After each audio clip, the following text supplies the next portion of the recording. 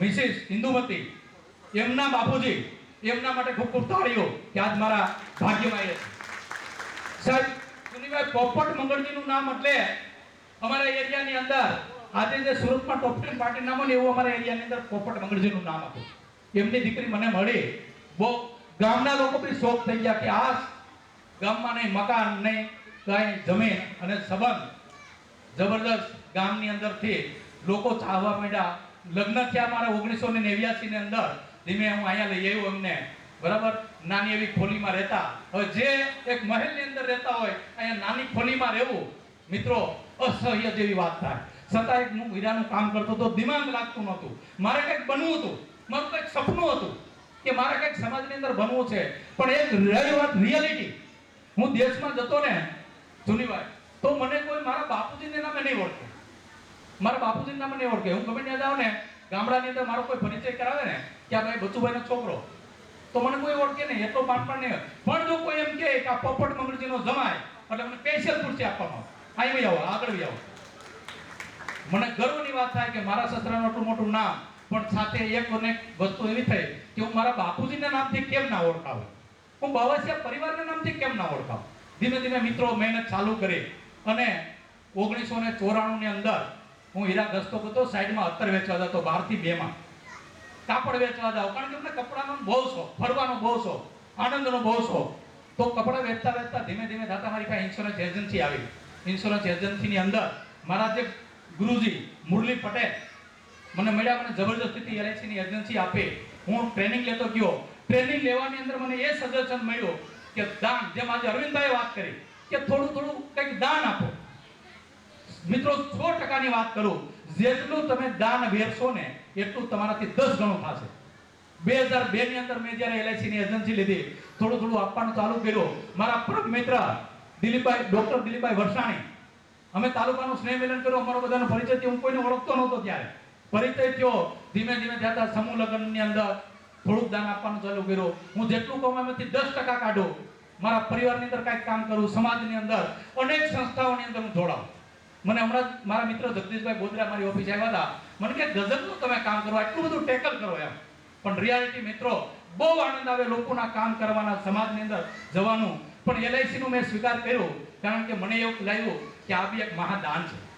એક સામાન્ય વાત તમને એ કરું કે ઝીરોમાંથી હીરો બનવા માટેનો એક ધ્યેય છે આ, કે મારા એક મિત્ર એ ગામની અંદર એ 5-10 જણાએ ગ્રુપ બનાવ્યું એક ગામની, અને એ લોકોએ નક્કી એવું કર્યું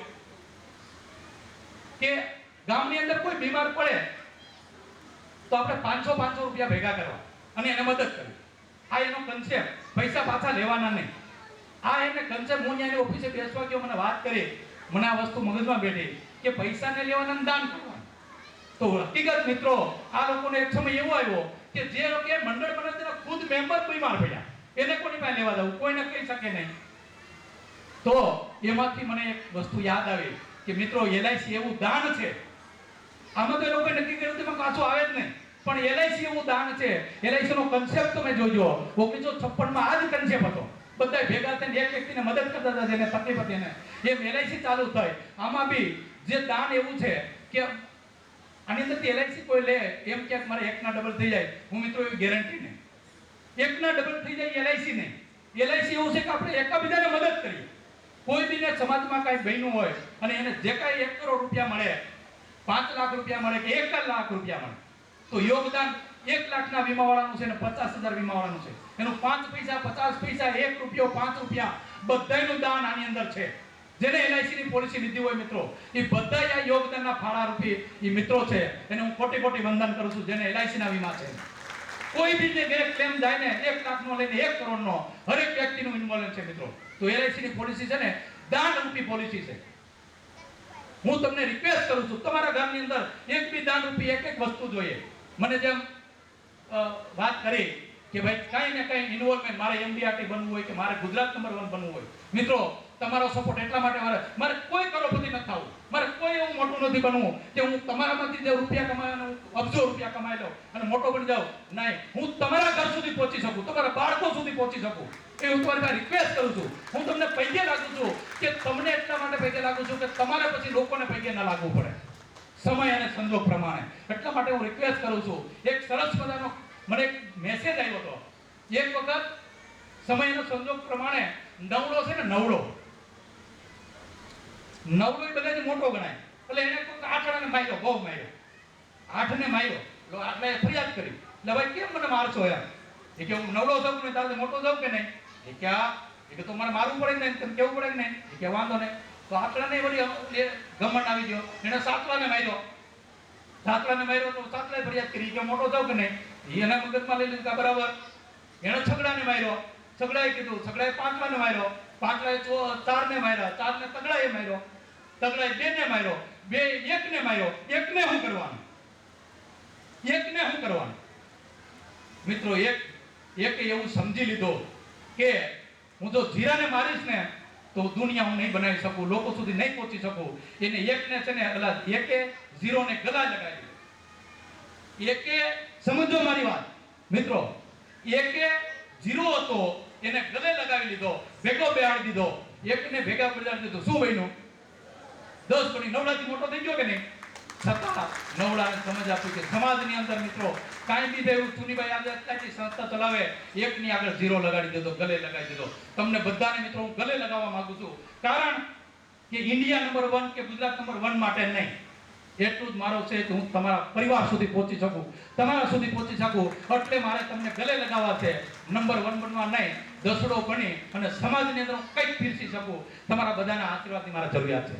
હરેક વ્યક્તિને મેડમે એમ કીધું કે ભાઈ ગુજરાત નંબર 1 હોય કે એમડીઆરટી, તો મને મિત્રો તમારા આશીર્વાદની એટલી જરૂરિયાત છે કે હું 14 તારીખે મારી બર્થડે છે, તો 25 તારીખથી લઈને 14 તારીખ સુધી મને જે કોઈ યોગદાન આપશે, જે કોઈ વ્યક્તિ પોલિસી લેશે, એને કઈ ના કઈ માટે મને એટલા મેસેજ આવ્યા છે. 14 તારીખ 25 તારીખનું જે વાત કરી મેડમે, એટલા લોકોએ મને મેસેજ મોકલ્યા છે કે મારા માટે હું તમને આ કરું છું, તમને આ કરું છું. મિત્રો તો તમને બધાને મારી રિક્વેસ્ટ, હંગમ રિક્વેસ્ટ છે, તમારે બેગની અંદર મેં એક ફોર્મ મૂક્યું છે.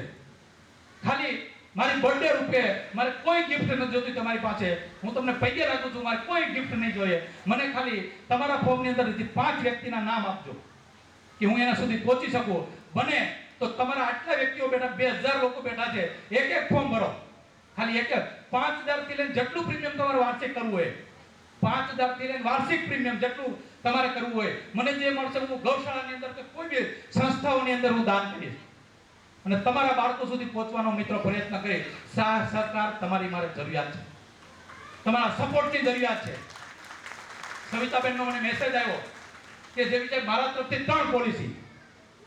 મને કનુભાઈ મણપુરાનો મેસેજ આવ્યો કે જે મારા પરિવાર પ્રતિ 5 ભાઈઓના દીકરાઓના બધાના વીમા તમે લઈ લેજો 14 તારીખ પહેલા. હિતેશભાઈ કુવડિયા તાપી, મને એનો મેસેજ આવ્યો કે અમારા છોકરા જેટલા છે, કેટલા બાકી છે, બધાને 1 લાખ રૂપિયા પ્રીમિયમ.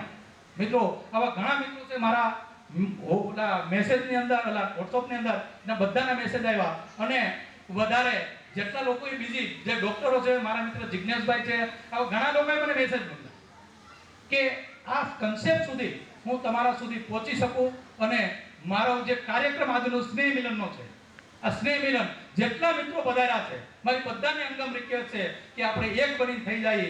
જો 0ને સાથે લગાડી દઈએ તો 10 બની જઈએ, 10 બની જઈએ ઓટોમેટિક સમાજની અંદર કંઈક નામ મેળવી લઈશું. તમારા બધાના સાથ સહકારની મારે જરૂરિયાત છે. બધાને હું એક રિક્વેસ્ટ એ જ કરું છું કે મારા કામ માટેની મને તો હું કર્મ કરવાનો છું. કાલે ચુનીભાઈના પ્રોગ્રામની અંદર જે વાત કરી સંજય રાવલે, મિત્રો આવતા વર્ષનો પ્રોગ્રામ મેં ચુનીભાઈને બપોરે જ વાત કરી, ચુનીભાઈ આવો કાંઈક મારા મિત્રોને બધા આ પ્રોગ્રામ કરવાનો છે. જિંદગીને કઈ રીતે બેવડી શકાય, કઈ રીતે દાનમાં પલટી શકાય આપણા પરિવાર માટે, આપણા સમાજ માટે.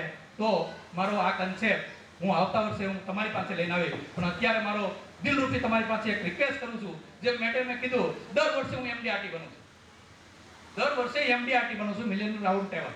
માર્ચમાં મારો ટાર્ગેટ પૂરો થાય, પણ સમય અને સંજોગ આલફેરે આપણે માર્કેટ લેવલે. પણ મિત્રો મેં એક પેમ્પલેટ બનાવ્યું છે, હું ઇન્ટરવ્યુ બતાવું પણ આપણી પાસે ટાઈમ નથી. એક મુરલી સાહેબનો, કારણ કે એનો 248 રૂપિયાથી પગાર ચાલુ થયો હતો, અને જ્યારે એમની 58 વર્ષની ઉંમરે રિટાયર્ડ થયા ત્યારે એનો પગાર 75,000 રૂપિયા હતો.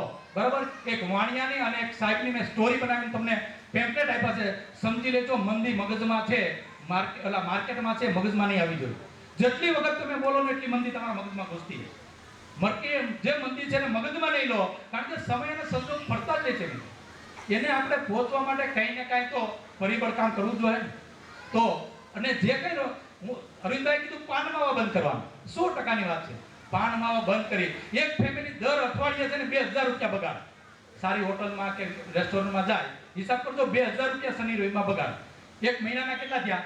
8000 રૂપિયા થયા.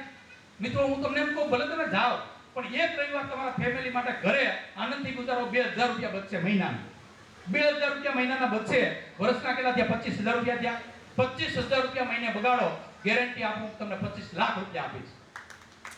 ગેરંટી આપું તમને 25 લાખ રૂપિયા આપે. તમારા બાળકોનું ભણતર, તમારી લાઈફ, તમારી પેન્શન, એમાં બધું હું આવરી લઈશ. તો ખાલી જરૂરિયાત છે તમારા આયોજનની, મારે તમારા હૂંફની જરૂરિયાત છે, તમારા જે કાંઈ પરિવારના ઇન્વોલ્વમેન્ટની જરૂરિયાત છે. ઘણા લોકો મને એમ કે ભાઈ જે બી બહુ મોટા માણસ થઈ ગયા આવતા નથી, મળતા નથી. મિત્રો કોઈ મોટો માણસ નથી થયો, અને ગમે તેટલો મોટો માણસ કદાચ તમે જોવો ને તો મારું દિલ તમારા સુધી જશે. તમારા સુધી પહોંચવા માટે કોશિશ કાયમી કરીશ. પણ મારો ટાઈમ તમારે જોતો હોય, સમજી લો, તો તમારે મને ડેઈલી 5 ફોન કરે. મને એમ કહેજો, 5 ફોન ન કરો તો કાંઈ નહીં, 5 દિવસમાં એક વખત તમારા ઘરે ચા પાણી પીલા બોલાવજો, અને તમારા આજુબાજુ વાળા 5 વ્યક્તિને ભેગા કરજો. મને એકલાને નહીં, હું તમારી પાછળ ઝીરો લગાવી દઈશ, તમને હીરો બનાવી દઈશ. મારી ચેલેન્જ, તમારી ઘરે જેટલી ઘરે હું આવ્યો, તમારા આજુબાજુ વાળા 5 વ્યક્તિને બોલાવજો. તમારા સગા સંબંધી, તમારા પાડોશી કે જે કોઈ તમારા મિત્ર મંડળને 5 વ્યક્તિને તમારી ઘરે બોલાવજો. હું તમને ગેરંટી આપું, હું તમને હીરો બનાવી દઈશ, તમારી પાછળ ઝીરો લગાવી દઈશ. કદાચ અહીં ગીતાબેન બ્યુટી પાર્લર વાળા હોય તો હાથ ઊંચો કરો. મેં એક વખત એને કન્સેપ્ટ બતાવેલો. અમે ગૃહ સભા કરીએ છીએ, કાકાને અમે